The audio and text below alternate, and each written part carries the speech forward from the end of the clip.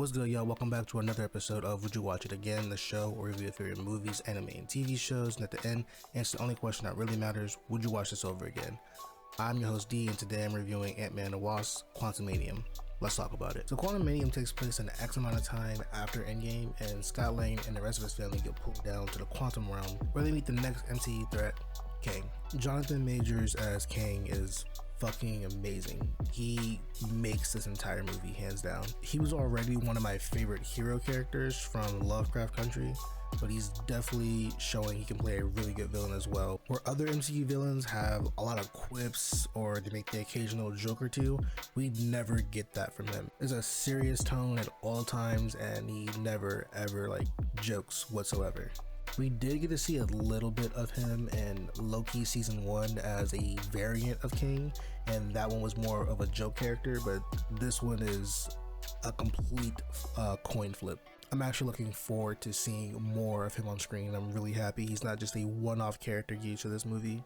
What I think this movie does better than a lot of the other MCU movies, where the other ones are trying to be funny, this one is funny without even trying. Paul Rudd is always hilarious, and there's callbacks to other things that have happened in MCU, and all around every other line isn't a joke like it was in Love and Thunder or past films. This one is just funny without even trying. The story isn't groundbreaking, nor is it super original. It reminds me a lot of Journey to the Center of the Earth, but with MCU characters. Pacing of this is actually pretty well for the most part. I thought it was gonna be a whole maybe 40-30 minutes before they get thrown into the quantum realm, and instead they are quickly thrown in within the first 20 minutes of the movie opening. I definitely think this movie took up most of Disney's budget for MCU movies because it looks way better than Thor: Love and Thunder or Wakanda Forever.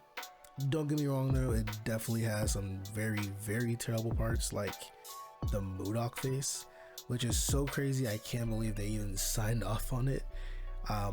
He somehow looks even worse than George Lopez did in Sharkborn Lava Girl, and I just can't believe an executive saw this and was like, yeah, it looks good, go with it. Final thoughts. So would I watch Quantumanium again?